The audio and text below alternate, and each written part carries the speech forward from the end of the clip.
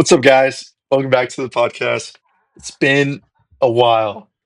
As you know, we've had some holidays, we've had some technical difficulties, um, but we're back, and I think we came back to a good one. We originally filmed one right after what is it the first volume of season 5, Mhm. Yep. and the Within the whole weekend that it dropped. yes, and then the whole file crashed or whatever, never got out. And then what did we have? We had Thanksgiving, Mhm. Christmas, and then New Year's, and so we never really found the time to record. But now we got time, and at a perfect time when it finally wrapped up, and Mhm. so we're here to get into it.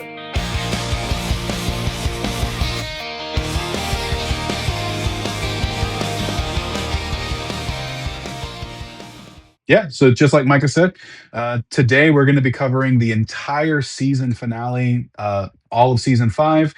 So, quick message right up front is we're going to give you a brief overview of the season, kind of our general thoughts on it. We're not going to give away any story elements, not anything big, not any secrets, just in case you haven't watched it. We're not going to be doing any spoilers yet. We'll give our ratings and then we'll move over into a spoiler section of the podcast where we'll go into more detail about our loves, our gripes, what we hate, what we would change, anything like that, and maybe talk about uh, how this season and the series as a whole kind of reminds us of other popular medias. But uh, before we jump into any of that, let's remember where Stranger Things left us off in season 4. So in season 4, Max technically died for just a brief second. And she was saved, she was brought back. But because of that, Vecna was able to crack open Hawkins. Will sensed Vecna, and a bunch of dark clouds gathered. Red lightning came through the skies, and the upside down began spilling all over Hawkins, causing these massive fissures to open up. And our heroes were just left standing on a hill watching this massive prelude to an invasion that Vecna had been hinting at for season 4. So we flash 18 months ahead, and it's the fall of 1987. Hawkins is scarred by the rifts, locked down under military quarantine, and our heroes have one goal. They need to find and kill Vecna, but he's seemingly vanished. Our heroes can't seem to locate him anywhere, and the military is hunting 11 more furious than ever before. And as the anniversary of Will's disappearance approaches, that familiar dread begins to return. The final battle is coming, and it'll take our full party together to defeat this evil. So, with all that out of the way, what did we think? Yeah, here's the thing. I feel like I fall in the vast minority of haters on this one. Oh, no.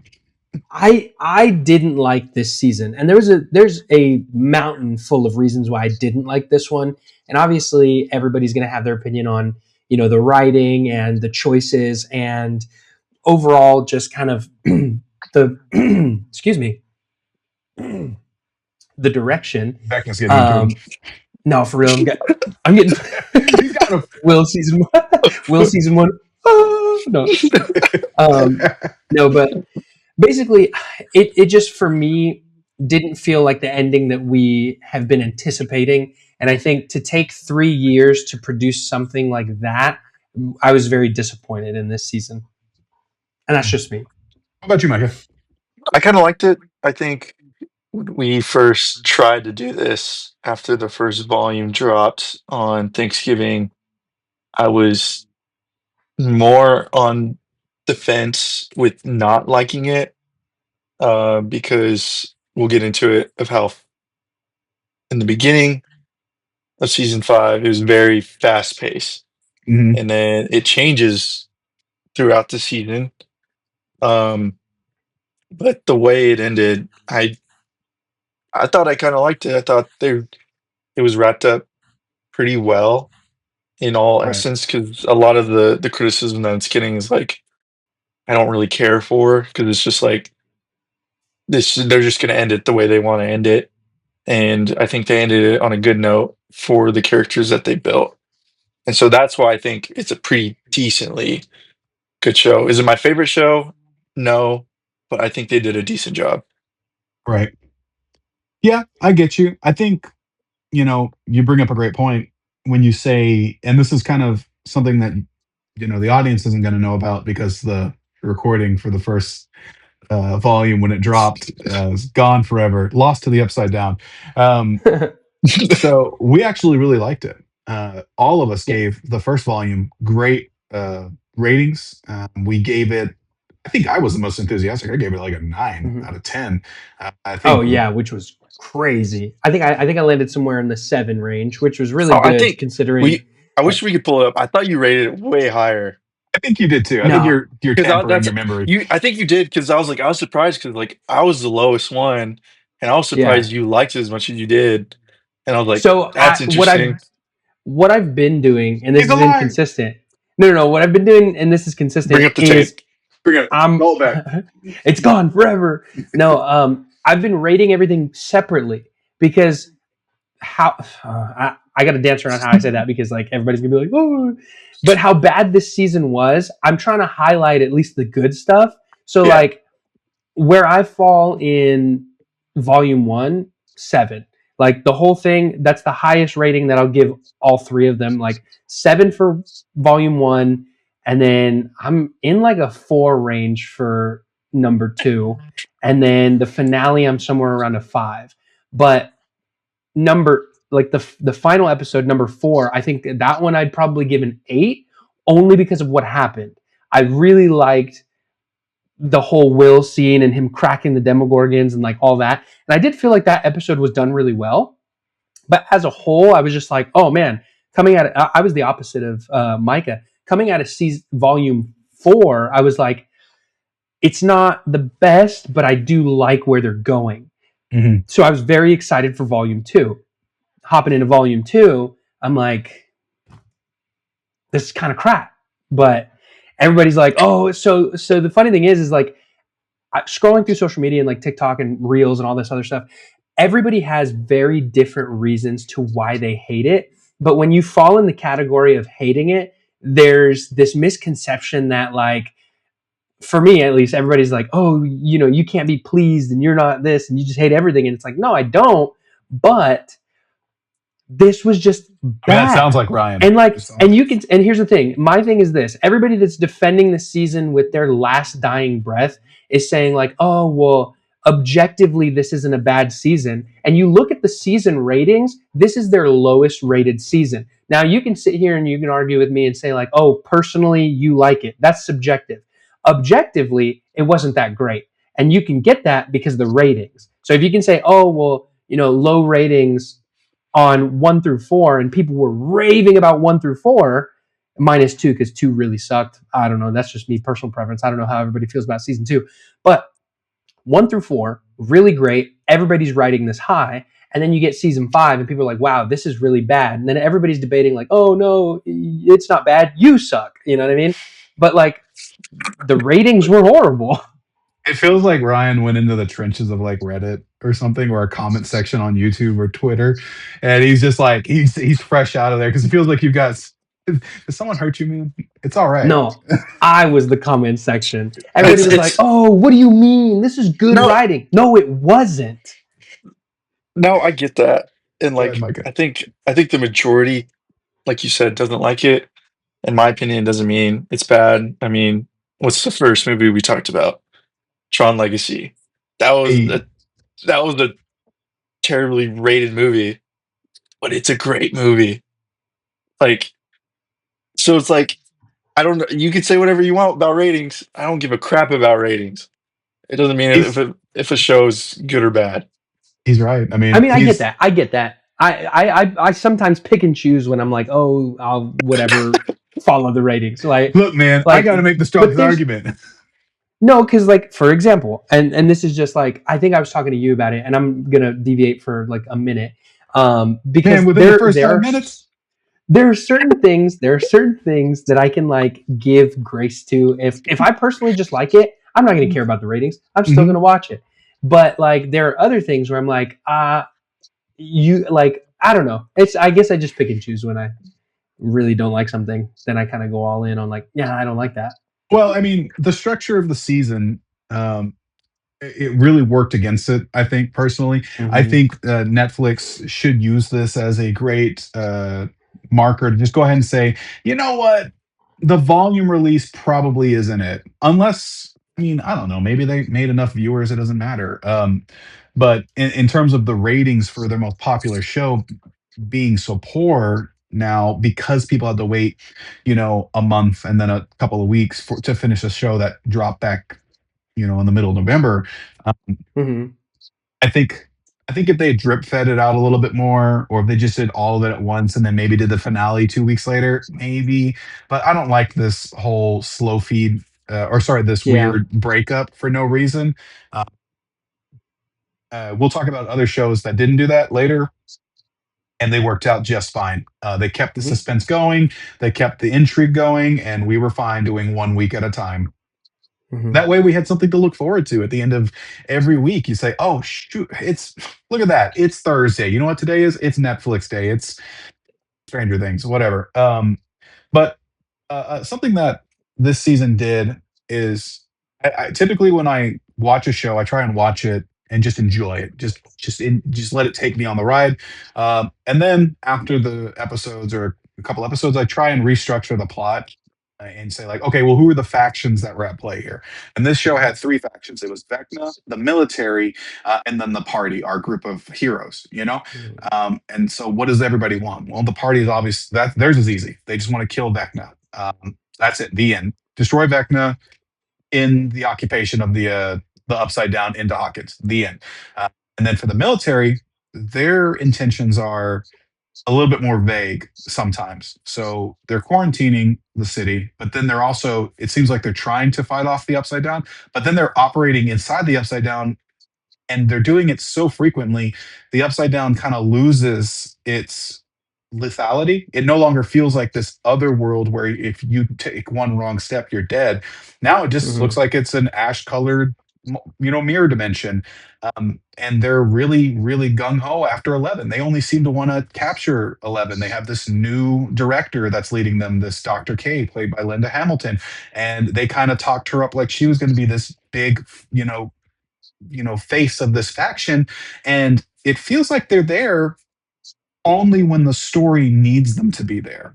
And that's a Yeah. big problem for the military faction, when because the other faction is Vecna and he's the villain, and he's kind of missing throughout some of the season as well. And so Hmm. it's weird that we get a lot of the party doing things, but it feels like their obstacles only kind of pop up sporadically. It doesn't feel like there's a ticking clock until honestly a couple of episodes. Otherwise, it Yeah. seems like there's really nothing stopping our characters from doing whatever they want. And Hmm. sometimes that can be Mhm. fine, but right now, for me personally, I didn't really know. We get the idea for the motivations for the military later, and I can't talk about that because it is a spoiler.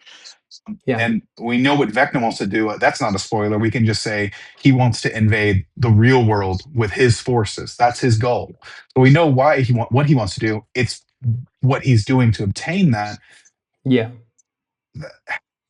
and it just makes me go like, I think the 18-month time jump might have been too much.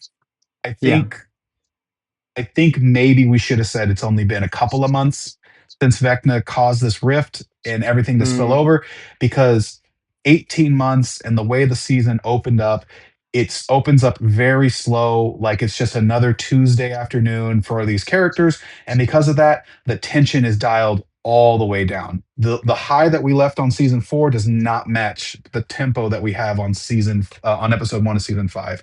And that really Yeah. does hurt it. Now they do ramp it up a couple times, but they kind of fall back into their comfortable slump. And because of that, by the time you get to the end, you just kind of haven't built up anything as a viewer, at least for me personally. By the time we got Hmm. to the conclusion, I didn't feel like they had done a good job amping me up and making me feel like, oh man, anything could happen. The ticking clock is going, and there's Vecna's on one side, the military's on the other, and they're closing in on our party. What are they gonna do? I just never felt that really outside of episode 4. Besides that, the rest of the episodes were kind of just like, okay, paint by numbers, draw a line to each dot, and by the time we're done, we've got a complete finale. It is serviceable. It's going to get people to the ending for their characters, but for me personally, it's a it's a safe way to end a series. Yeah. So Mhm. with that in mind, what would be your rating for season 5 and how you feel like it ended? I think if well, actually, yeah, no, I'll go ahead and give my opinion now, and then we can really go into some spoiler territory. This is just a quick 15-minute blurb of general consensus, guys. So the rest of this is just going to be us ranting. So sorry about that. Um, but for me, season 5 as a whole, I'd probably give it a 6 out of 10. It is slightly above average Mm-hmm. for any TV show. That's not even grading it on the Stranger Things curve. As a Stranger Things series season, it's probably one of the lower ones. It says it's down there with 2 and 3. Not to say 3 is Mm-hmm. bad. I've been told that that one's great. I just don't remember it. But um, 2 as a is trash. as a finale episode, as a finale, I'm gonna say the same thing. It's about a 6 out of 10. Uh, it's going to be slightly above average. They did a couple of things that I was just like, you know what, that's a good moment. You know what, that's a good scene. Yeah. Some things that'll actually stick in here, and I'll remember later. So I have to bump it a Mm. little bit for that. Um, as a whole, the series still isn't hurt that bad. We still had some amazing seasons. The whole series still wraps in a way where we get a resolution for honestly every character. Whether you like it or not, we get a resolution. So I'd still put the series as a very high rated series. It's still a phenomenon. It's still going to be talked about for years. It's going to be watched. So with all that, probably give the whole series an 8 out of 10. Still a phenomenal series. While the ending Mhm. is a little too safe for some people. Okay. I can see that. I think I'd give the whole series like a 7 out of 10. Okay, that's not too crazy. After my rewatch, I was really let down by a lot of things, and I think that the hype over time was because of the fact that you had to wait 1 to 2 years, and you were excited, and then it would hop into these things. But diving into it and doing a rewatch for me personally, I know people do rewatches and they're like, "Oh, I loved it." Into that rewatch for me was kind of just like, I mean, going back to back to back straight through, I was like, it's not as good as I remember it being. Season 1, phenomenal. I remember that being great, and it delivered. It was incredibly great. After that, it was like, oh, everything else is just kind of all right. It's a means to an end. We're getting to the end. Let's follow through. Here comes season 5. Let's see how that ends. Um, so yeah, for me, it'd be a 7 out of 10, and I think season 5 as a whole, I'm like somewhere around like a 6.2. I'm not going to go crazy and be like, oh my gosh, this is a great season, but I don't know. What about you, Micah? What are you rating this? He's like, did it, No, it's not that good. 11, five no. big booms. I think the season I rated like a 7 out of 10. Yeah. I think for me, because I enjoyed it.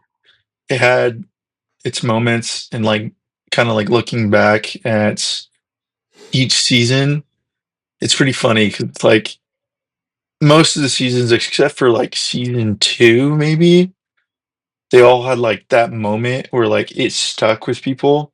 So like in the first one is like the alphabet lights, you know what I Hmm. mean? And that like stuck, and that was like a huge thing that people carried on. And then like what else was there? Dustin and his girlfriend singing over the radio when That's like season 3. Fire. they're yeah, that. Yeah. And then like All right. Max like listening to the Great. AC when she was like possessed and like levitating. That scene is the Um biggest scene, I think, in Stranger Things. Oh, so 100%. Now, so here's the like thing. Oh, go each ahead. let Go me ahead get and to the point finish. real quick. So like each season had like its moment, except for like maybe season 2 because I can't remember I dare you. like anything. Season 2 is trash. I can't stand y'all. And so like this one, like I think kind of like that, even though they had their moments when they tried to have that moment in season 5, and I think they try to have too many of those moments where it just kind of gets all dulled down. Hmm. But like Mm-hmm. overall, I thought it was good, and then I agree with you. Like the whole series as a whole is like I think like an 8 out of 10. Yeah. Nice. All right. Well, yeah. No, I think the funniest thing is, again, and we'll say this time and time again. I kind of lean more towards the absolutes of like, I hate this thing. But whenever we get down to the 7 out of actual 10. rating, it's always on par with like you guys, whether it's either the exact same rating or it's like a couple points off. At least I'm not going to sit here and give it an unfair rating. Like I can tell you everything that I hated about this season, but typically our ratings do line up. So it's like, okay, well, that's at least semi a saving grace. I think what I'm looking forward to with this whole podcast, honestly, is just the day we find a movie that Ryan just absolutely hates and he gives it like a 2 or a 3. I was like, I gotta know what Ryan's scale is for it, like, because he's so passionate about things. Sometimes he's like, yeah, I know it's terrible, trash. 7 out of 10. I was like, I don't.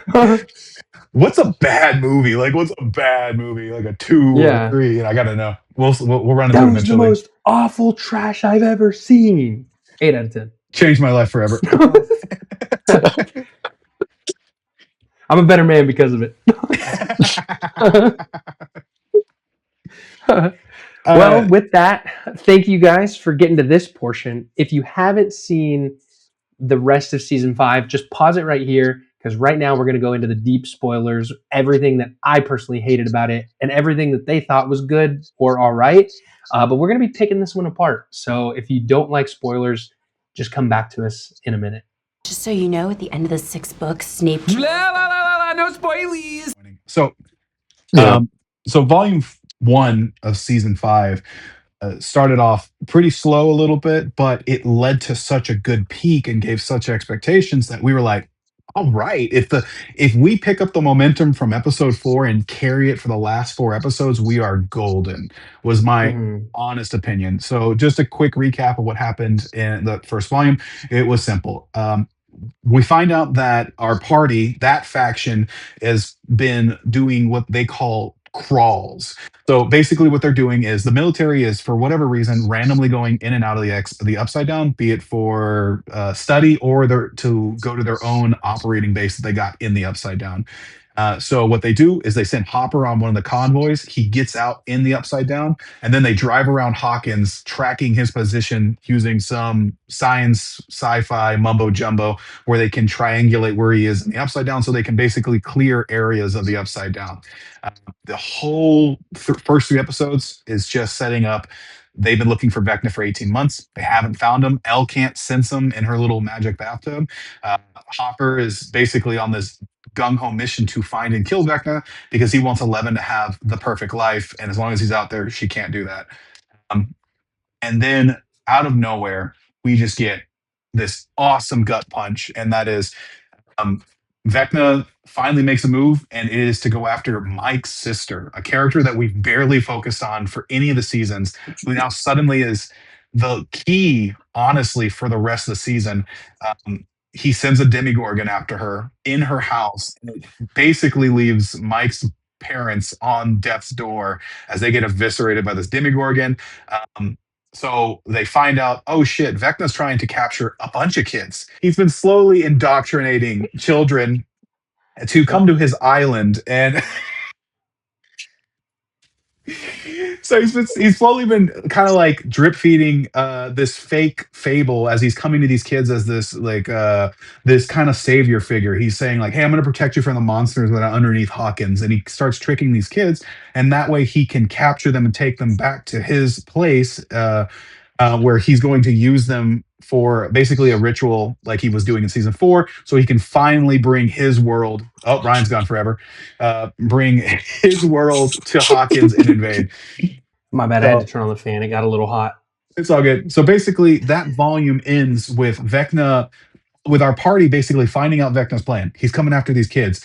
So they start trying to get these kids out of Hawkins. That's the goal. They load up a truck and it seems like they're about to win, but then Demodogs and Demogorgons start showing up out of nowhere, and they capture all the kids. They completely eviscerate an entire section of an army. And then when everything seems like it's about to collapse in and all the main characters about to get slaughtered by Demogorgons, Will Byers, is it Byers, right? Yeah. Will steals power away from Vecna because they're still linked from when he got captured the first time in season 1. And he's able to just completely destroy all the Demogorgons. just eviscerates them. And that's where we ended on volume 4, or sorry, on volume 1 of season 5. And it was awesome. No, yeah, I was going to say that's why for me, volume 1 was the strongest, because obviously it gave you a lot more story in the beginning because they were leading up to what should have been an action-packed volume 2. But that ending in episode 4 was just like really, really good for his character.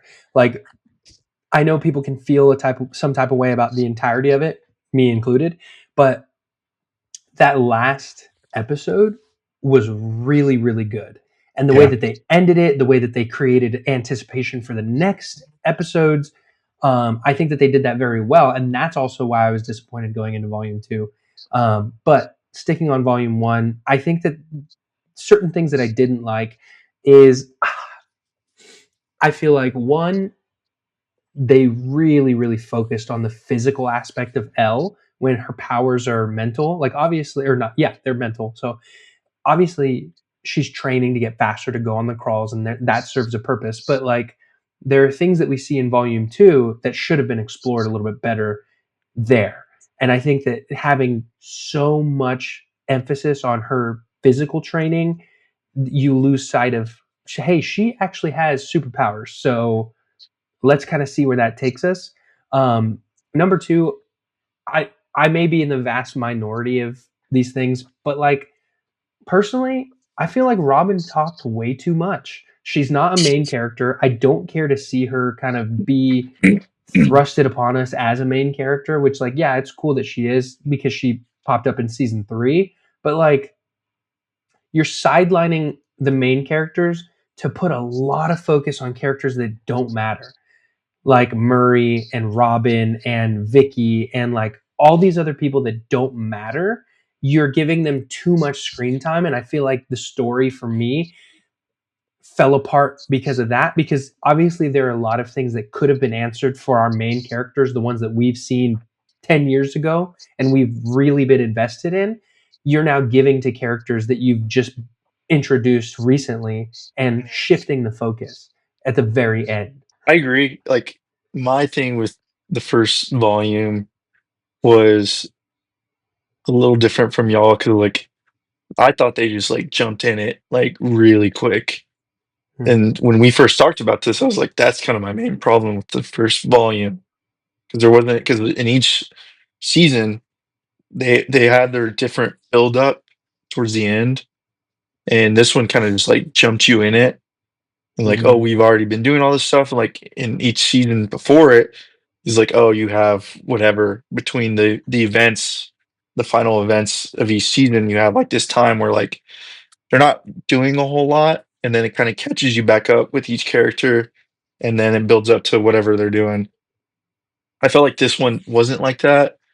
That's kind of when I have a problem, but I think that's obviously due to like how long this season took, or how long the season was from um season 4, because you can't really do that, and like everything that they were trying to do is like they kind of had to go right into it. And so when it comes to like the other characters, like, I didn't mind it. Did Robin have a lot to say? Probably. I kind of like Murray, so I didn't mind Murray.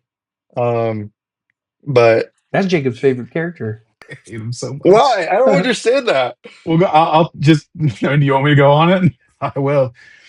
Sure. I think Murray is a fun side character. I think he can be a fun character, but he is, you know, the whole show is it has D&D. So I DM. I DM for a couple of people, some people at work, some of my own personal friends outside of work. And nothing is more annoying than creating a character, as me as a DM, creating an annoying character that is just there to annoy the party for like 1 or 2 like sessions, and then your party adopting that person and adding them to the group. So now I have to play that character for the foreseeable future, and I'm just sitting there like, I'm gonna kill.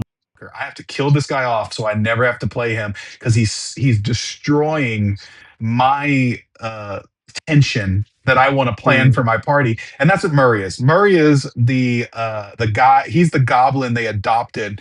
And he breaks the tension in every scene. He completely throws off and I get it. Levity is important. We've got enough levity. There's plenty of characters that can do jokes in this party. Oh yeah. Murray is so every single time he's in a scene, he's just like it looks like he wants to look at you or look at the screen and wait for the laugh track to hit. Murray feels like a sitcom character who got teleported from another dimension into Stranger Things, and he just couldn't leave. And also, he's protected by God himself. Yeah. Sorry, Yeah, sorry. that's fair, but like I still liked him. It's fine. Now- I've been told by a lot of people they like him, and I can't stand them. Sorry. With Robin, yeah, I think she spoke, but like her whole purpose was like for Will. I mean, that's her whole purpose is to get Will But that's to what his. that's what I'm saying though. Like that's the only purpose they gave her in season 4. But not season 4, in season 5. But do we not realize how helpful she was in season 3, even in season 4? So then you sideline the main characters to force her character, but then you also just degrade her character by no longer making her useful for anything else other than analogies and helping realizations. Yeah. Do you see what I'm saying? Yeah, I get you. Yeah, but like I don't know, there's still purpose for her, but like after Yeah, to die, and she didn't do that. Volume 2, like Vicky should yeah. have died. Callie should have died, and she did die. Murray should have died. Well, we'll just get to Hot it take. here. I don't think many people should have died because of what they were trying to do at the very end. I think a lot Yeah. of people. But who I do think should have died is freaking Nancy. I think Nancy should have died. I think she should have died. I'm sick and tired of her. That's the one character I am sick and tired of. I'm gonna have guess, I'm gonna have the hottest of takes when we get to that in a second. Oh my! Don't tell me you're a Nancy stan, dude. No. No, that's This man's in love with Nancy. my queen. So no, I agree with Micah. I think she should have died. I don't think that she should have been knocking out one-shot military with like zero training. Obviously, she's been in the Upside Down, but like she's been shooting people for a couple seasons now, hasn't she? Yeah, but like you're gonna tell me, but not like that. You're gonna tell me, yeah, dude. They ambush not like a military 360 base, no scoping out of a truck. Just like yeah. So volume 2, we'll blow through that really quick because nothing really. That's the biggest problem with volume 2, which is why we went from here to here really quick. Is not a lot happens in volume 2, which was really disappointing. We went from Will now has powers. All the kids are captured by Vecna. Left this out. Max has been in a coma since season 4, and Holly finds Max in the dream world that Vecna's trapping all the kids' minds because he can't have them meandering about. He has to trap their consciousness somewhere, so he makes like a fake wonderland essentially for them to live in, this house. And when Holly leaves the house one episode, she finds Max in the woods, and we find out Max has been hiding in a cave that Vecna will not go into because he's scared of it for some reason. So volume 2 explores that entire thing, and it would be okay if it wasn't for the fact that we left on some super high stakes. Will gains powers and then immediately is sidelined within the first or second episode because he tries to then help, and he gets comaed almost immediately, and he is comaed for the rest of that volume until he wakes back up for his big emotional scene in the final episode of that volume. But all we do for those 3 episodes is we just establish the dream world, we establish why Vecna's doing this, and we establish that the Upside Down isn't actually Vecna's home. It's just a portal. It is a bridge to the actual planet Vecna's on, which is dubbed the Abyss. So we find out that what this whole entity that we've been spending so much time in for 4 seasons is not its own planet. It is just this bridge that was mistakenly or intentionally created by the doctor guy, Dr. Brenner, from way back before the first season even started. So basically that entire exposition is just given to us in volume 2, and that's all volume 2 is. It's just exposition, exposition, exposition. Here's Mhm. this answer, this answer, this answer. It's speed running answers and speed running plot, so we can gear up for the finale. So by the time volume 2 wraps, the biggest thing that's happened in volume 2 is number 8 was found in the Upside Down. So she didn't die in season 2. She was captured Mm. by Dr. K, played by Linda Hamilton. I'm going to say that again. The reason I say that is because I think she was completely wasted this series. But she was captured, and we also find out the second big revelation, which is all of the numbers are made from Vecna's blood. So Henry, when he was captured, when he was taken by Dr. Brenner as a kid, they've been taking his blood and injecting pregnant women and basically trying to manufacture more Henrys. And only one of them showed promise, and that was 11. So we finally find out why the military is so gung ho to get 11, and it is because they want to make more Henrys. So when they save Callie, number 8, she's scarred from being experimented on, but also she's like super nihilistic. She's essentially telling 11, and she's just kind of there to tell 11, you should probably kill yourself or they'll just capture you anyway. That was funny. Like, it's like the only way to But end is to end ourselves. Is like, I don't know why it reminded me of like, I'm not sure if you guys ever watched that movie, like Heathers, like the whole like suicide pact. Did you guys ever watch that movie? what's it It's called? it's an old movie. Heathers. Others? No, never seen it. I know what you're talking about. I haven't seen it. It's just like it's a Googling movie it. basically. Yeah, it's a movie basically of like follow this high school Oh, it's a dark comedy. cheerleader. Yeah. Yeah, it's so like, and then this guy comes in and like his whole thing is like to create a suicide pact for the whole high school, and pretty much ends up like killing a lot of people, and then convincing them that it's all like suicides, but it's really not. And so it's just like I don't know, it probably has no correlation because I haven't seen the movie in forever, but it just kind of reminds me. It's just like, oh yeah, the only way to end is just to kill yourself. And it was like that's a terrible way to do it. Like it's like Yeah. It's funny you how mention can you that convince anyone because to do that? Winona Ryder had a comment about Heathers recently. She said it's one of her favorite films. So it might have been Hey, in there the you go. minds. It might have been in the minds of the creators at one point. No, I don't know. they don't have that much forethought. They've been lazy this last season. But like I will And say, like in one last thing, the like volume 2, I didn't really like it almost because like without everything going on, it just feels like you're just in this cycle of the same Yeah. setting, going back and forth, back and forth. Like each episode's like kind of the same. Yeah. And like they are revealing information. It's like felt like the information could have been brought up quicker, but then like the way they present it, it's like some of the characters just like for like don't go into it. So like the whole thing when Max is in the cave, Mhm. especially in the volume 1, it's like, oh, like he doesn't go in there because he's afraid of something. It's like, well, wouldn't you try to explore that? And like you guys Yeah. are trying to like defeat him. It's like, wouldn't you try to explore the one thing he's afraid of and try to figure out what that is? And that's not even like brought up until volume 3, right? Well, no, it's brought up in the end of volume 2 where because Holly has to pressure Max into like basically going out further Right, right. into the Okay. memory realm. So in volume 2 when they explore like where they're trapped for the kids and where Max is trapped, they're basically saying like, hey, this is Vecna's mind. We're actually just trapped in his mind. If we venture But outside of his area, we go into his memories. yeah, but it's not explored because so like when does Max leave to go back to her body? Volume 2, she when leaves in volume 2, Mhm. probably episode 2, I think. Or I guess that'd be episode 6. So like that's another thing. So like they go back and then they go to that the cave or the the the Yeah, the underground little mind shaft cave. or Yeah, whatever, yeah. Hmm.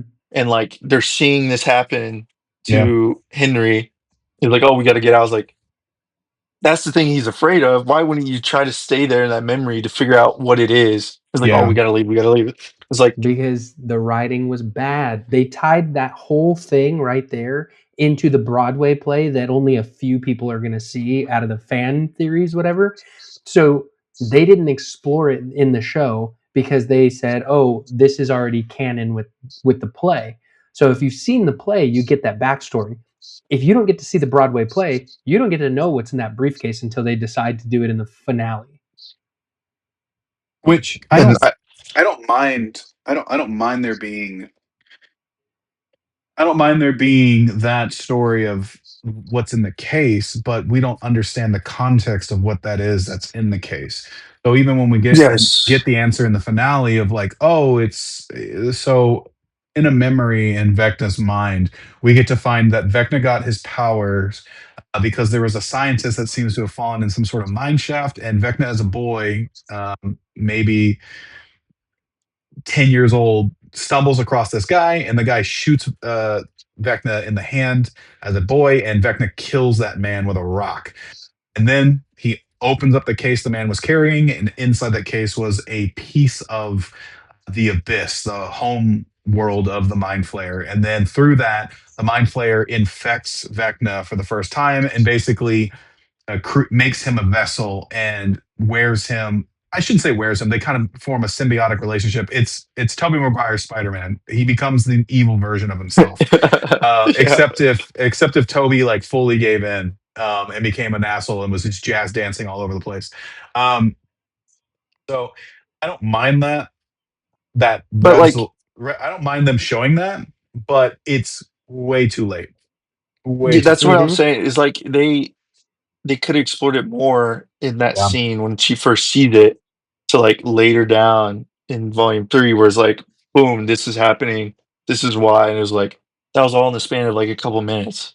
If we tell me it wouldn't have done better in the second episode, it would have been fine. The second episode of It volume would have one, been fine.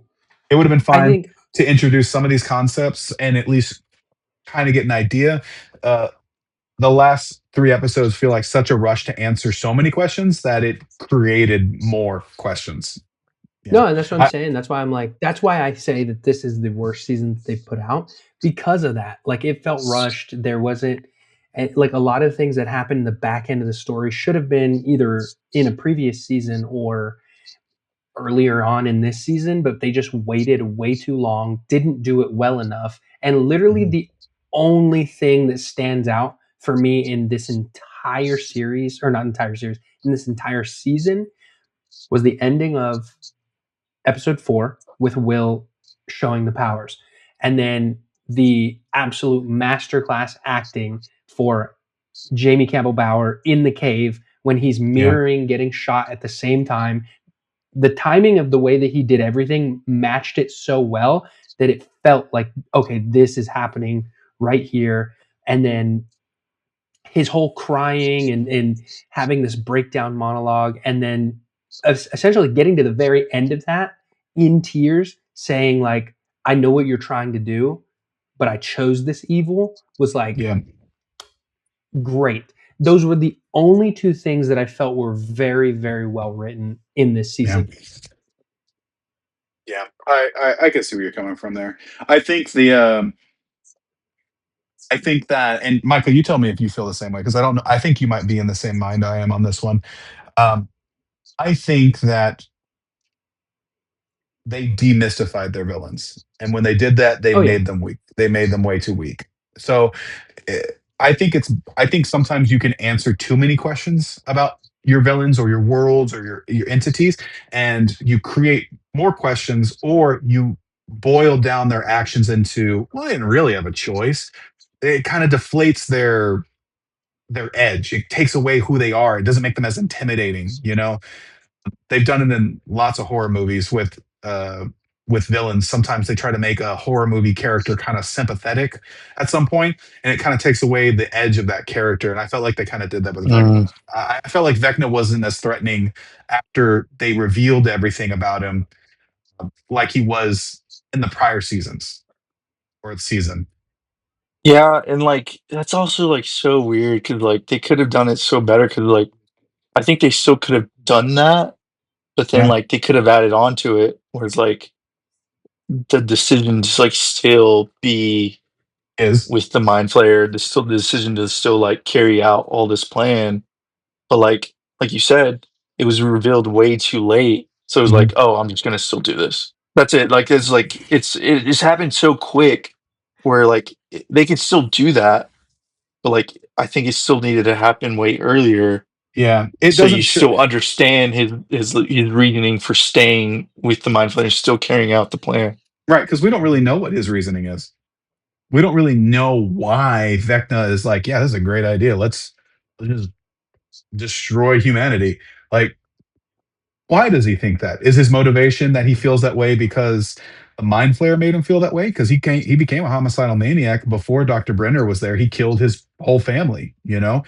Um, or was it because in that weakness, that weak moment, he got to see the horrors of humanity when Dr. Brenner experimented on him for however many years he had him, you know? Mhm. But we never really see that conflict in, and we never get to see that hatred build up.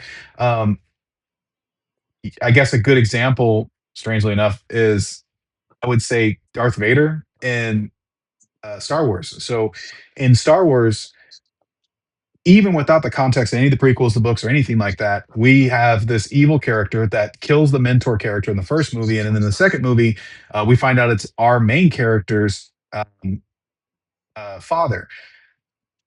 And we still have these scenes, even with all that, we have these scenes where he's kind of pushing back on, or not pushing back. We see there's a level of resentment towards his master, the emperor, right?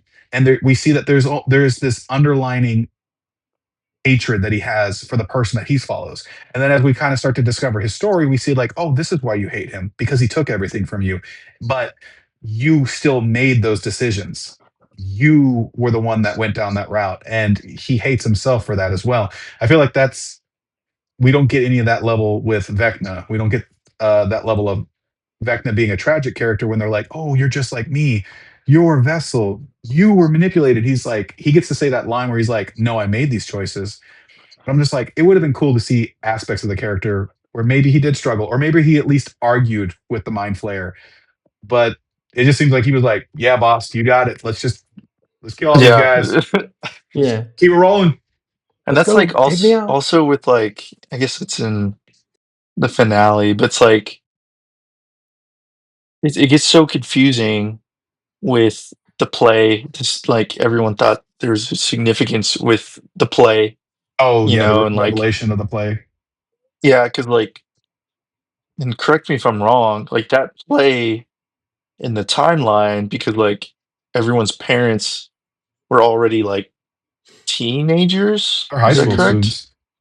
Hmm. But like he was not there, right? Because he was already like in the program. We don't Bad. Yeah. we don't know because we haven't seen the Broadway play. But Well, yeah, but even we know he has a memory of it, so he had to have been there. We just don't know how he got there. Well, see, that's my well, no, he's thing. Is not talking like, about the Broadway play. He's talking about the play that No, I Joyce, know. the Wheelers, Harrington, all of them are in.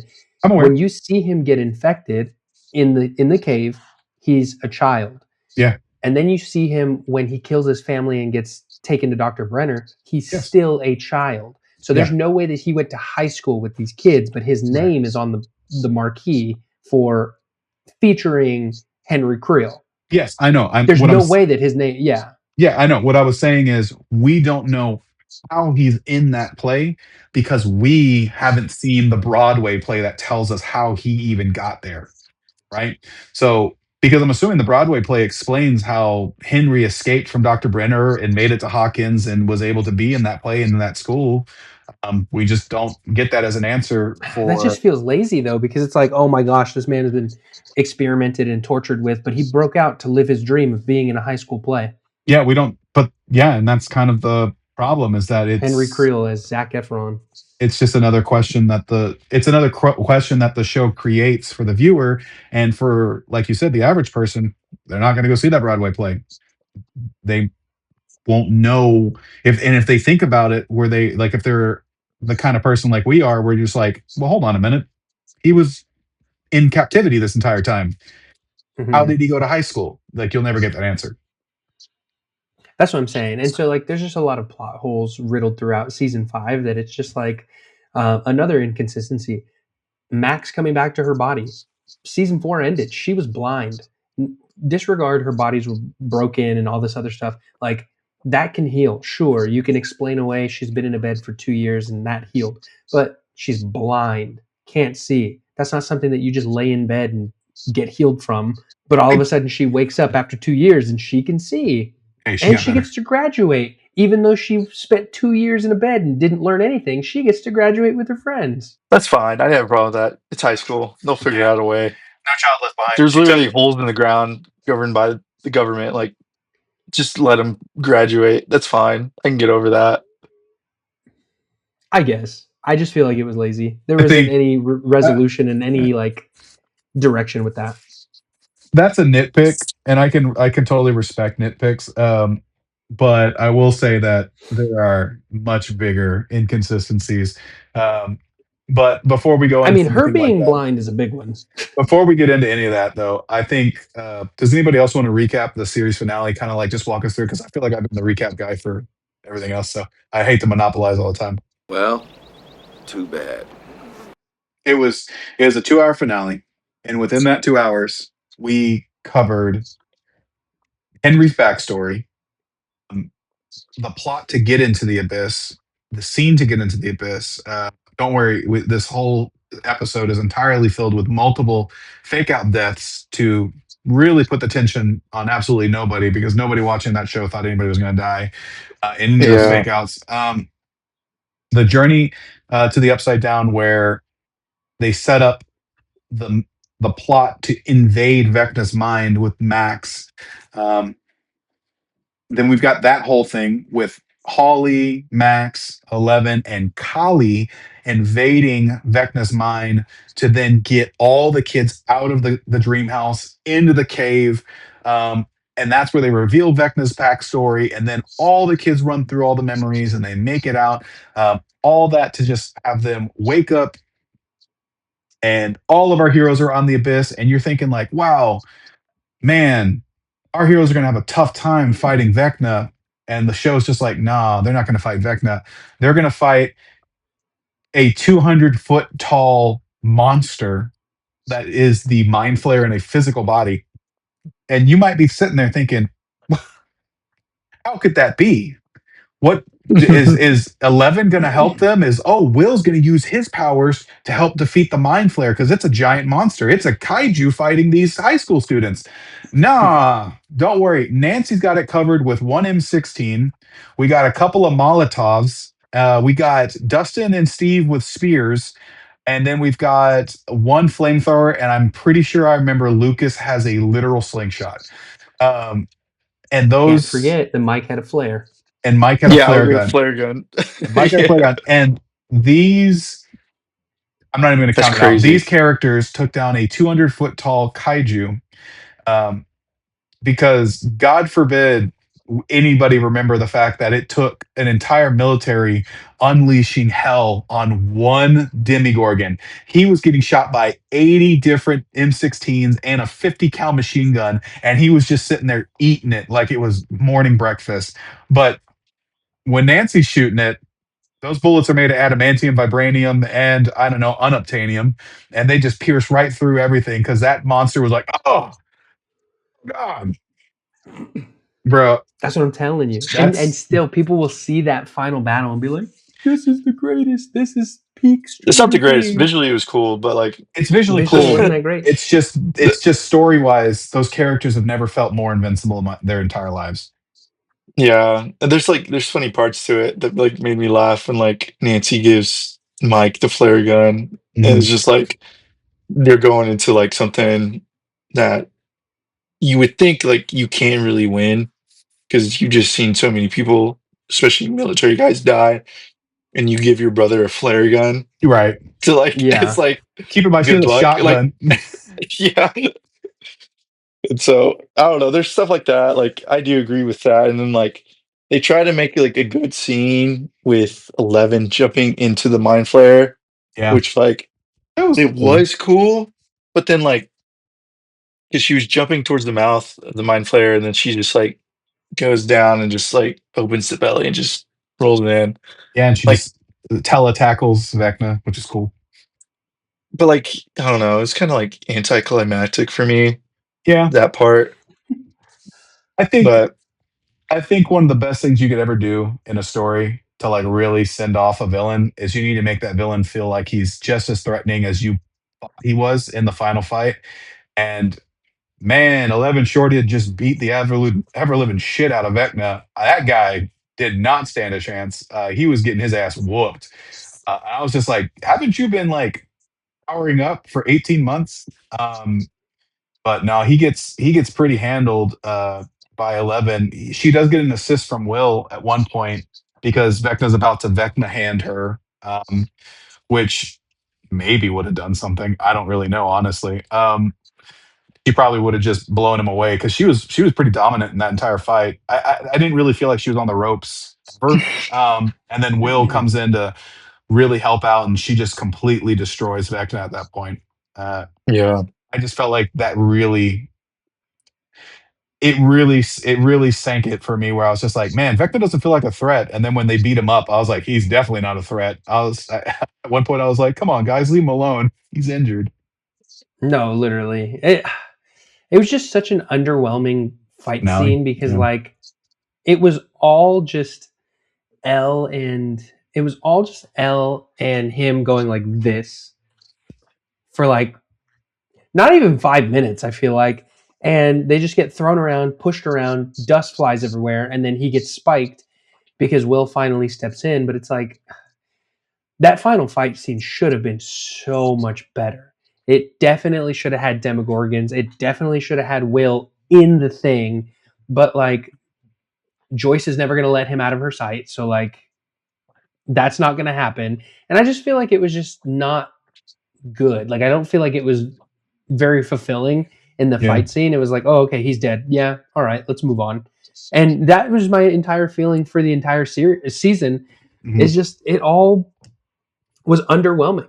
Yeah. They built up this really good story. They built up this really good, thing for the past 10 years, and then everything in this season finale was just like, yeah, all right, let's get it over with.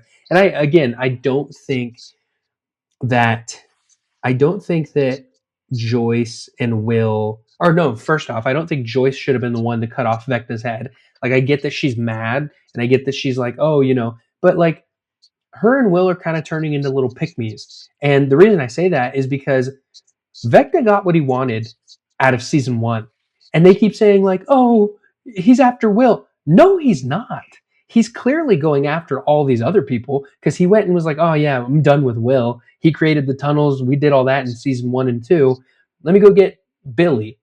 Okay, well, Billy died. Let me go get 4 children to kill to open the gates. Let me get 12 vessels. But every single season, it's very consistent. Oh, he's after Will. He just wants Will. No, Joyce. Nobody gives a crap about Will at this point. They don't even want to play D&D with him when he's begging for it at season 3. They don't want to do anything with him in season 4. But the entire series is Will being this little pick-me of like, oh, Vecna got me. He's coming back for me. No, he's not. You're just signed into his Netflix login and you won't leave. What do you think, Micah? Do you think Joyce should have got the coup de grace at the end? No, I do. I I do. don't. I disagree with Ryan. I think I actually kind of liked it because it was like I actually liked that scene. With despite what whenever Ryan's saying, it's like it started with Will, so it's kind of like a mom thing. It's Yeah. like she Yeah, she's a horrible mom. Shut up. But also, let me say this: if you really want it to come from the buyers, I think Jonathan should have done it because Jonathan has been for Will and like actually for Will since the beginning. Joyce is just there and she cries and she's Will. Yeah, that's all right. That's fine. But like, you can't tell me she hasn't been able to excel in being a protective mother when she went to Russia and literally fought Demogorgons to save Hopper. But when it comes to Will, she's worried about his jacket. She's worried about, oh no, what if the Demogorgons get you? Did you not just help Hopper in Russia? Can you not protect Will? Then you go and you look at Karen, who shows up in season 5, and she's handling her business. But she got beat.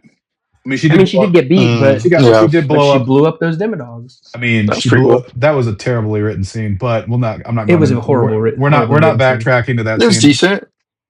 No, it was It was horrible. It stupid. was so Like, bad. it But was It was like, decent.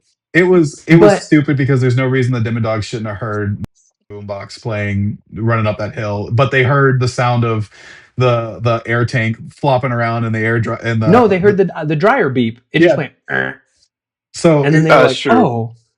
yeah, it just But they're that but scene they're felt like, like too much plot armor. yeah, they were not even a foot away from Lucas playing running up that hill, and the four that were there weren't even whispering. They were talking as loud as possible. Shh, they're right there. And it's like, not only are you talking, but you have a boombox playing music, and they can't hear you from like an arm's length away, but they hear a buzz of a dryer from like 2-3 feet away. That scene was I pretty guess that's weak. true. It's The whole timing cool. of it's like crazy because it's like that's when the whole Max and Holly had their whole Yeah, 30-minute dialogue when When they're they going had their through that. podcast, when they had For real, their help. that was crazy. That was also a funny moment when like it's like, oh, you got to find your reason. Like I have Lucas, and she's like, I don't have a boyfriend. It's like Yeah, I don't think she I've said, "I laughed don't like so much. boys." It's like, you're sitting there going, No, yeah, literally. And life or here's the death, thing: guys. if you play, they tried to milk that so many times of What? the song Max Vecna's Mind. If you go back and watch all 3 times that they did it, it got progressively worse. The very first time they did it in season 4, great. Every time after that, they did well. They only did it twice after that, but the other 2 times, visually not the same, and they both look bad. I think it's The original one was like, wow, that yeah. was good. Well, the original one was great. It was awesome. It was a huge emotional moment. I think that Mhm. the time they did it the second time, it was just the callback, and it was a big one of these where they're just like, Yeah. "Remember when we did that?" Yeah. With that being said, I'm bringing it back to the Joyce thing, the Vecna death. What do you think? Do you think I like it or do you think I hate it? What do you think? I think you love it. Oh, you think I love it? I think Yeah, you like it. You're right. I do love it. See, yeah. like I I know like it him. because it's like I because do. with whatever's Ryan's saying, it's like when it comes to Joyce, like she was definitely involved in season 1 and 2 when it comes to like protect. Like she's the only one who cared when like Yeah, he went missing and all that yeah, stuff and I agree. whatever. And No, so like my I liked man. it, and then they had that moment. It's like she's like beheading him, and Yeah, like everyone's having their moment. Is like yeah. what he's done to every single person. I actually like that Yeah, scene, I yeah. like in that my scene. opinion. I like that scene a lot. That scene was one of those moments that's going to stick with me in my head where I'll think back to season 5 and I'll be like, what was one of the moments? And I'm just like, that was a good moment. And the reason why it was a good moment for me, and it's not for Ryan, it's because Ryan doesn't like Joyce. And that's fine. You can not No, like, I like Joyce. I like Joyce, but I think that season 5, either her acting just went out the window or the script gave her nothing because her acting was atrocious. I disagree. And the reason I say It that was is atrocious. I don't think so. The reason I don't agree with you on that is Oh, I because disagree. what we're seeing from what I got from this season is we're seeing a mother at the end of her rope trying to help her son with something she cannot possibly fathom. And she can't protect him like she can protect Hop. She can pick up a sword or she can get a gun or whatever, and she can fight something like a Demigorgon and help Hop with that. But she can't stop Vecna. Hopper can't stop Vecna. 11 can barely stop Vecna based off of what she knows, right? And he seems But to we've have, and established he seems Vecna's to not have, after him. and but every single time he comes around, he hurts Will. He is in excruciating pain constantly. He is permanently damaged, that boy. And in every season, he doesn't have to go after Will. Will goes through seizures, hot flashes, and everything else the moment Vecna even enters the realm of existence. So she is seeing her son suffer and go through all this because of this one thing, and she can't do anything to stop it. We see that with the only good thing about volume 2 was we got to see her go she sees him fall into a coma again, and it sends us flashbacks to season 1, and she's back as that wreck where she's just like, I don't know what I can do. I just want to tear the world apart trying to help you, but there's nothing I can do. um And then she finally gets to do it. She finally gets to stand in front of the cosmic entity that's been torturing her son, and all of that emotion gets to finally pour out for her, and she fucking kills him. And you know what? I thought it was great. I liked it. I thought it was great. I totally felt like it was a great moment. In fact, when she walked up with that axe, I was like, "Yeah, put that axe to work." And then when I knew But I don't the care. F bomb It was was just great. too forced. I don't It was care. too forced. It was great. It's fine. I feel like that actually ruined it for me. It was all right.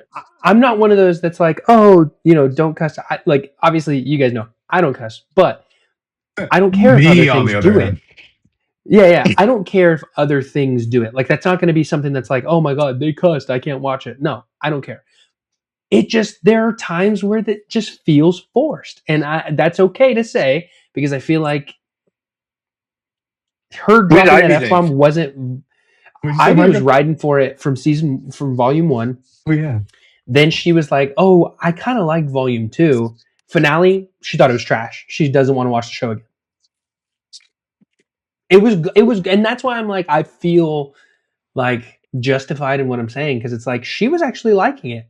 I went into it wanting to like it, didn't like it, and then it progressively got worse the further we went in. And it's like, I don't know. And yeah, I just didn't like this season. And I'm sad that it ended on this note. Like, I would have much rather it had another season to really just say, like, wow, that season was really bad, but they landed the plane well in this follow-up. You know what I mean? And we don't get that. We just get 10 years of wasted time, because that's all it is. It's you don't land the plane well, and now I'm just like, well. I think that's too strong a statement when you're going to say the series as a whole is still good. So if you're saying it's 10 years of waste of time, that's Game of Thrones territory. This is not a Game of Thrones ending. It's nowhere near that. Yeah. It's close. It's not. I didn't like it. It's not. It's You can not close. like it. It's fine. You can not like it and say it's not a satisfying ending. I consider it. I alluded to this earlier in the podcast. I consider it on the same par with one of my favorite shows, which is Supernatural. I love that show. But that show is not good television for 15 or 17 seasons. I can't even remember how many it gets. 15 seasons. That show is good. It had one bad arc.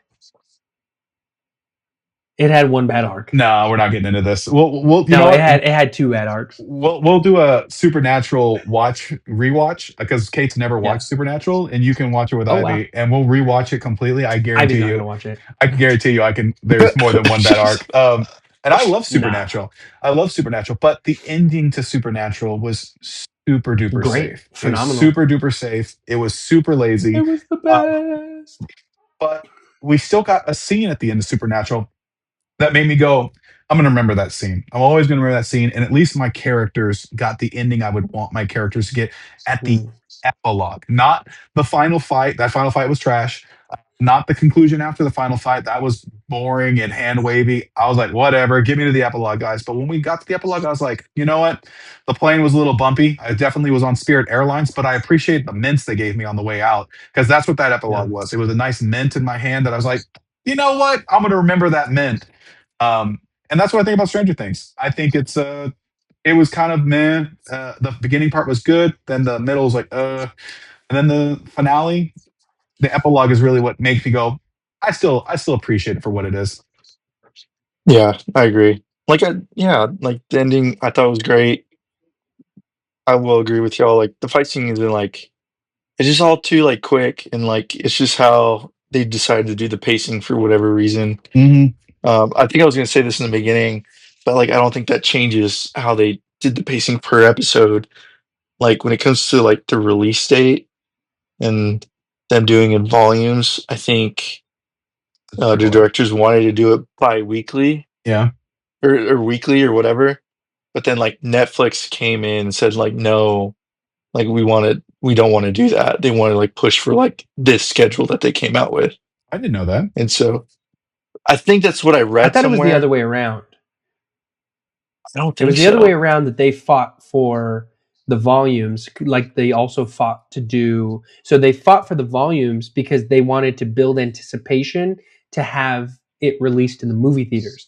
And Netflix doesn't do that, so they had to like really petition for it. And so they ended up saying, okay, well, we can release the finale in theaters, But because they did that, then they had to release it in sections so that it was like, oh, well, here's a drop, here's a drop.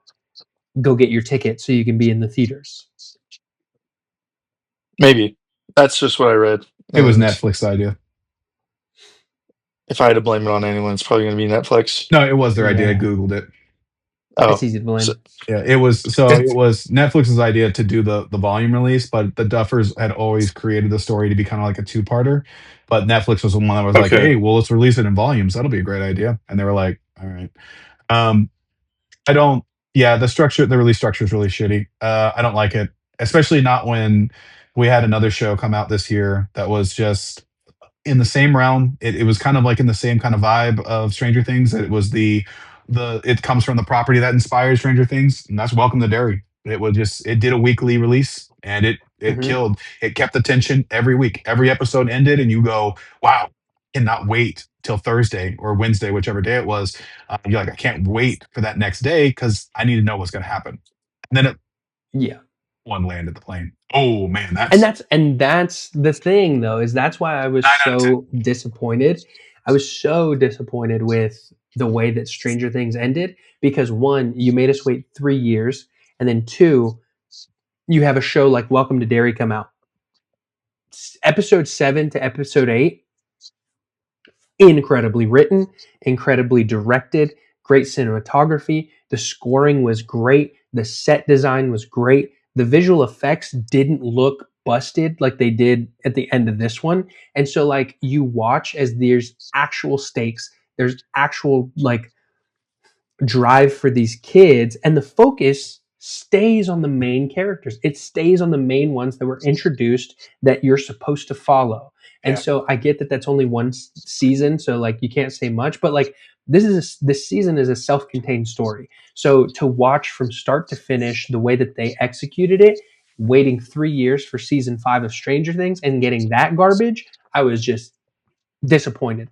And a lot of that came from obviously the pacing and the writing I felt was lazy. The acting I don't feel like was the best that it was in the previous seasons.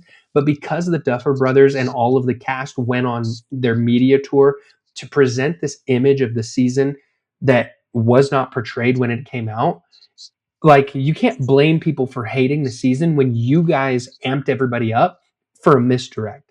Everybody was like, well, this is going to be the darkest season. This is going to be a blood. They literally go on record saying volume 2 is going to be a bloodbath. 6 people are going to die. You're going to cry and it's going to be a dark Christmas for you.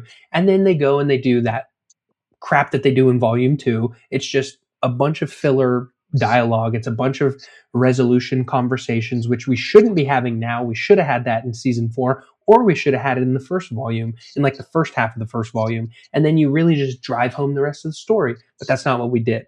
And that's why I'm very passionate about Stranger Things season 5 being so bad, is because the anticipation, watching Welcome to Derry that has a similar premise with kids getting attacked by another entity, worldly, whatever.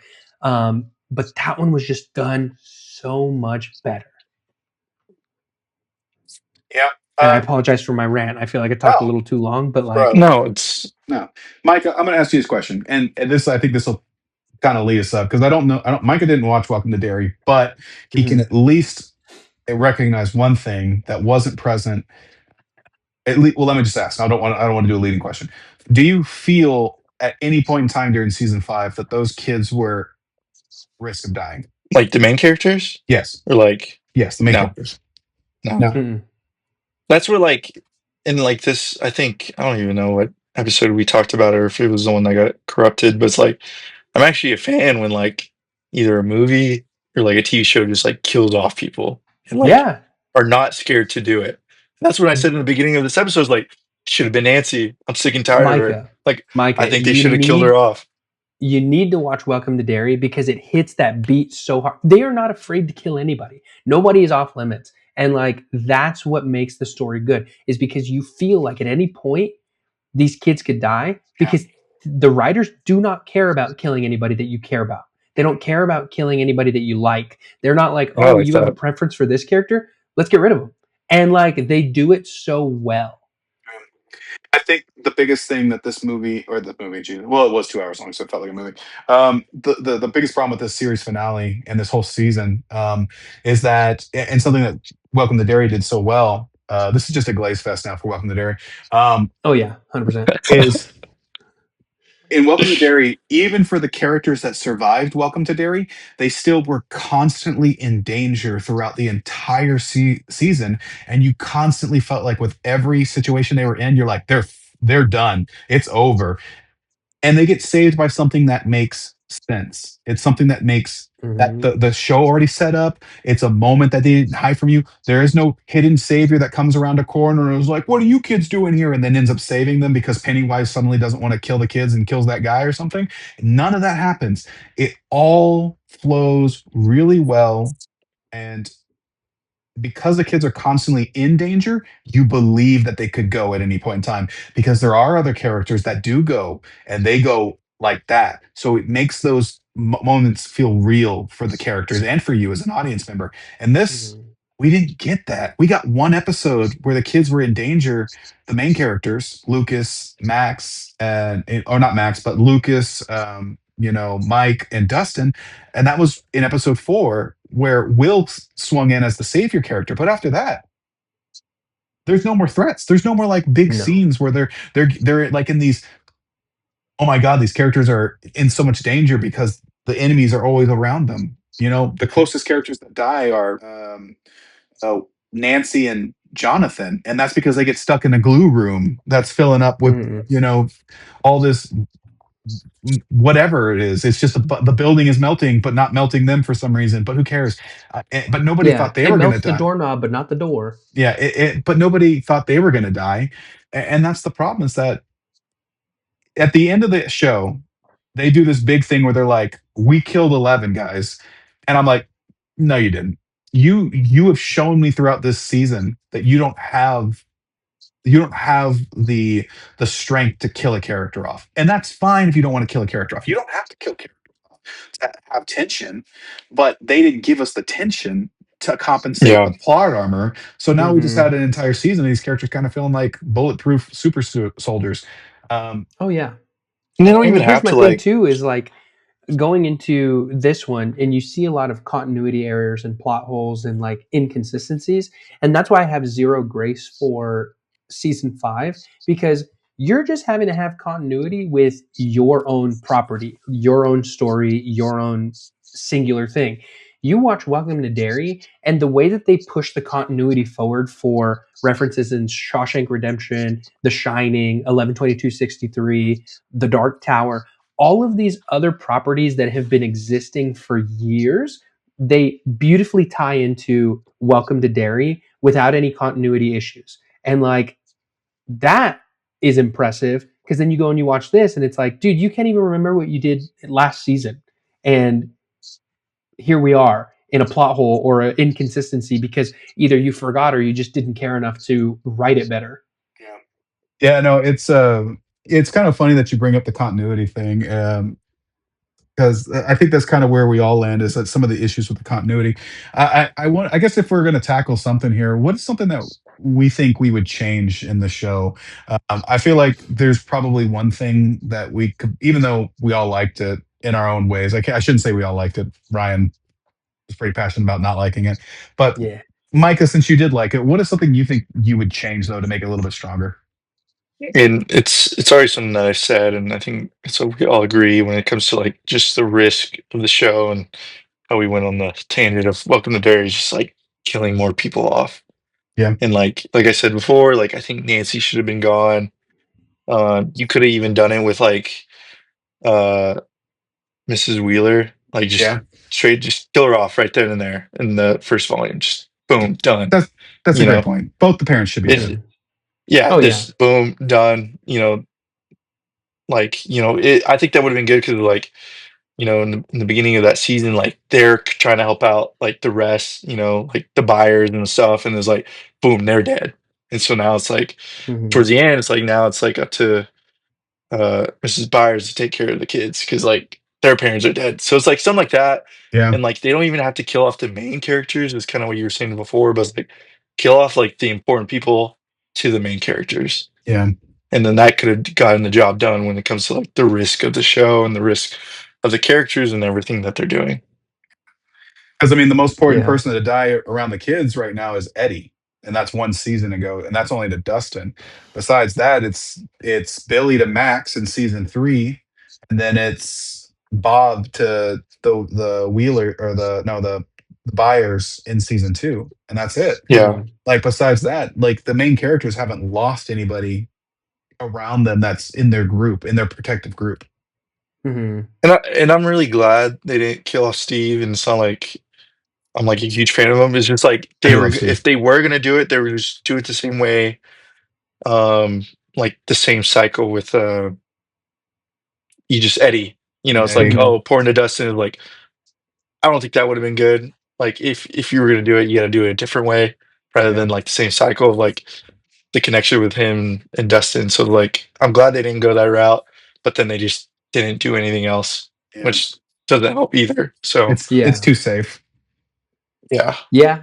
I think for me, a couple of things would have changed. I think that I wouldn't have given Robin so much screen time and so many monologues because again, there hasn't been that character appreciation or development to make me really care about anything that she's saying. Um, and then like I do I'm not going to sit here and say like, "Oh, kill everybody in the season." I do think that Nancy or Jonathan honestly, personally, because obviously everybody wanted to see Nancy move on and at least live her life. I think Jonathan should have died. I think Jonathan should have that we're talking about a hole in the ceiling that they could do this if they were stacked. I think they should have had that heartfelt conversation and in that final moment he should have lifted her out of the thing and then just been done and dead.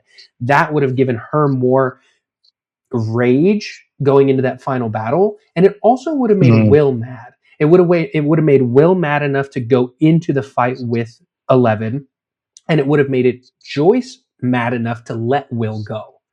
And then it would have made Joyce's final beheading of Vecna actually hit home. Why? Because the son that she's been protecting isn't the son that died. that That would would have have been been good. great.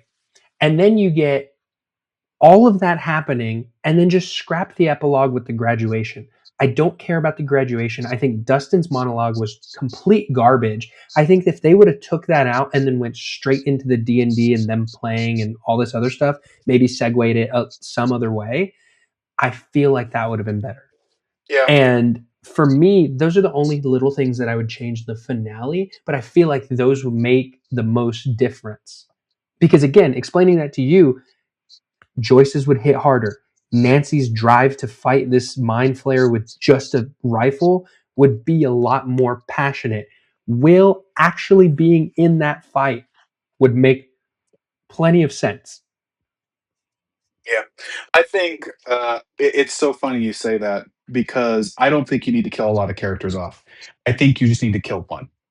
And Yeah, for me, the one is Jonathan. I agree 100%. I just yeah, wouldn't kill him where you killed him. And it's not because I don't like Jonathan's character. I think Jonathan's character is actually probably one of my favorites. And the reason is because he's just such a strong, loving brother. And I really yeah. feel for him. Somebody that's got a brother himself, I love my older brother, and he's my best friend. He was my best man at my wedding, and I officiated his wedding. So, you know, when I see the guy that plays Jonathan acting his heart out in some really good scenes, I'm just like, dude, this guy's killing it. And that's Yeah. why I feel like if anybody's going to die and really rip out our hearts, it would honestly be him because I think he could do the Mhm. scene well. I feel like it would make me sink personally. Um, if I was to change that, it would just be this. At the end of the show, the military just kind of disappears. And so we don't get a conclusion for Dr. K, and she doesn't get her comeuppance. None of the military members get their comeuppance, and it leaves this huge plot hole. And it's not even like a, oh, we can just assume they just left kind of thing. It's like a no, this is a pretty big deal. They just kind of vanish from the story Mhm. during the epilogue. So let's just add them to the finale. Let's just add them to the final fight. So we'll just have 11 and Will trying to co-fight Vecna, And when it seems like they're kind of on the up and up, we'll have the military roll in because they just push straight in. They just push straight into the abyss because now they can access it. We'll just set up earlier in the story. They have a way of climbing the radio tower. Essentially, like Dr. K comes in. She watched them enter into the void. So she comes in and she sees her forces see the radio tower. It's still standing. So she sends a bunch of men up there, and so they just start. They come in as soon as Vecna summons a bunch of demogorgons, and whatnot. We get to see the full force of this planet along with the giant mind flayer monster, and it's this huge, overwhelming force that kids cannot possibly defeat. And then the military comes in, and they're just like, "What the?" They start shooting out of that stuff, and it gives a moment to Will where I would want Will to take the power from Vecna, and he uses his connection to the mind flayer to overpower their control, and he turns them against the mind flayer's physical body. That's how they wear it down. That's how they get it to cripple it, is that it gets covered with a sea of demi-dogs and demogorgons just ripping at its flesh and tearing it apart. Uh, the only thing that spurs him on to do that, though, is he's trying to take control of them, and they're trying to buy him time. And while they're buying him time, that's when Josh gets hit, or Jonathan, sorry. That's when Jonathan gets like kind of swarmed by a demodog, and he starts to get torn apart, just like Bob did in season 2. He's getting that's I want that exact same thing. So it's a big hit for Joyce. It's a big hit for Will. And then Will uses that in that moment. He uses kind of like all that anger and that trauma to stop it from happening, where they don't completely kill him. And then he turns them against Vecna, and that's what leads them to being able to overpower Vecna and defeat him, and also stop that kaiju. It also is a great excuse for us to wipe out the military so we can hand wave their exit. I think so. Like, get to combine both of y'all's thoughts. Just a real quick second. Like, that's a good. I never really thought about it. But I think if you were gonna kill any of them off, kind of how you did kill 11, I think you have to create a scenario where like everyone witnesses it. Yeah. Everyone witness him dying, and then it gives like the bigger effect and stuff. Because like in your scenario, Ryan, like it's still really good. If he was to die in the thing, but it's like only Nancy would see it. And right. But that's what I'm saying. So that is the reason I like that better. And I don't think that him going out the way that Bob went out would really drive, because of the fact that he has that connection with Nancy. Well, now Nancy's angry. Well, why is Will angry? Will's angry because he feels like he could have been there and he wasn't. He didn't even get to see his brother die because he's preoccupied with a villain who is just robbing all of his time. So that's why it hits harder. Well, then why is Joyce upset? Well, now Joyce has to bear the weight of, okay, I've been protecting Will for so long that I've just kind of left Jonathan in the sidelines, and he went on a mission on his own, and I should have been there. I should have been more protective. I should have done this.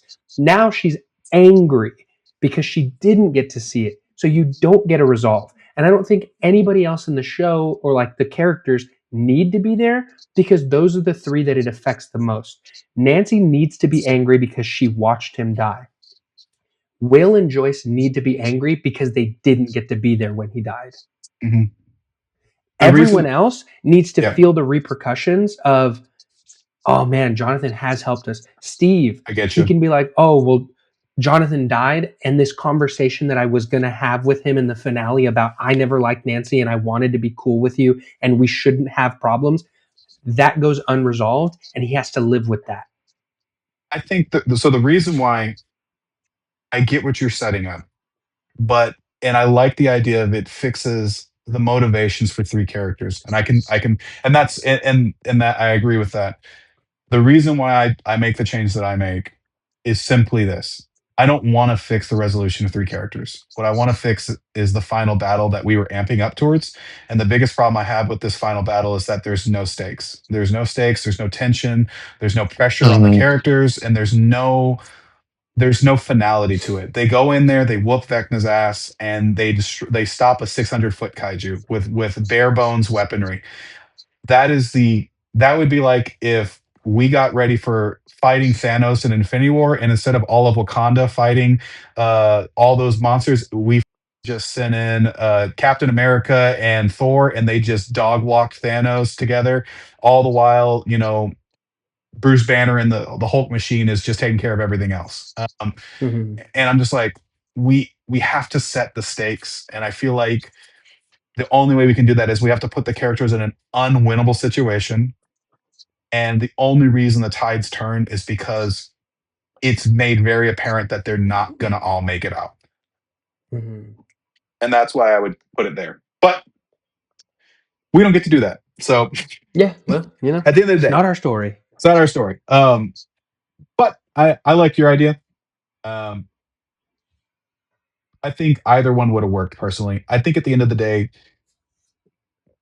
the only issue I'd have to killing Jonathan in the glue room is that, my God, did we really just kill Jonathan in the glue room and he didn't even die to like a villain? That would be my biggest criticism of that. Like Yeah, he didn't get taken out by Vecna or a Demogorgon controlled by Vecna or even like anybody else. He got killed by circumstance and happenstance. I that would be the only thing that I wouldn't like about that personally. No, I love that. I love that because of the Because fact it's that real. well, yeah, because again, Dustin is not as smart as he thinks he is in the show, or however they No, wrote man, him. he's So a professional, everything. He quantum physicist, all that. yeah, no, and my thing is this. That's why he gives them advice that Nancy blindly follows. Because why? She's angry. And I think that is the perfect setting for Jonathan to die, not because of a villain, not because of happenstance, but because Nancy made a mistake in her blind rage and need to be the leader. Yeah. I Okay. like that because now, again, it's not just like, oh, that just happened and that's how he died. No, Nancy shot the thing without knowing what it was, and she set that whole thing in motion. So stupid. I would have loved It to would have been a have that good moment for repercussion. Nancy. It would have been a really good moment for Nancy. Exactly. And his death wouldn't have been meaningless because of the fact that now it drives her into a rage to go and finish this guy off. But two, she now gets a learning opportunity of like, she's been gung-ho this entire since she's got a gun in season 1. Now she's just, oh, I'm Nancy Blaston Wheeler and I'm going to shoot everything that's moving. And I think it will help out with like that one part when like she's about to shoot it and he's like, "Are you sure we should be doing this?" And then she's like, "Yeah," and then she just shoots it real quick. Like, yeah, that would have been huge so much better if thing. she was angry, because that's what's driving her. It's not Demogorgons, it's not Will, it's not Vecna, it's not the Mind Flayer. It's her mistake that got Jonathan killed. I get that, but my problem is, I don't want to look. We're not gonna. Hey, well, how about we talk about this on our own, and then we can, because we need to wrap this podcast up. You're right. My bad. Everybody, welcome to what it's like to sit in a room with the three of us when we start going off on other things. Yeah, sorry, Micah.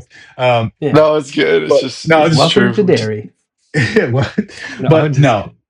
Overall, you've got our thoughts. Post your thoughts in the comments or send us a message on Instagram. We'll post little clips there. Let us know what you thought about the season finale. Let us know if you like my idea or Ryan's idea better. Out of the 25 people that are watching, we appreciate all of you. Thanks for coming back. Thanks for coming back with us, and hopefully we'll be able to get on a consistent schedule. Right now, I don't think we have any movies that we've got queued up right off the rip for a reveal right now, but as soon as we have an idea, we'll post those on the Instagram and we'll put it anywhere you can find it. Before we go, actually, I got one. I just watched Eternity last night, and that was one that we talked about weeks ago. It was actually really good. For an A24 movie that's recently come out, this is one that I felt had good writing, good story, and just overall well-rounded. So when you get a chance, check that one out as well. Follow us on Instagram, and we will have you guys a part of the action. So we'll put some weekly stuff out there, and things that you think we need to talk about or that we didn't talk about enough. Let us know, and we'd love to attack that for you. Yeah, find a divisive movie or TV show that you think me, Ryan, and Michael just absolutely disagree with each other on for an hour and a half. Something that I will absolutely hate. Yeah, we got to find Ryan. Yeah, it won't be that hard. Oh my God. All right, y'all. Y'all take care.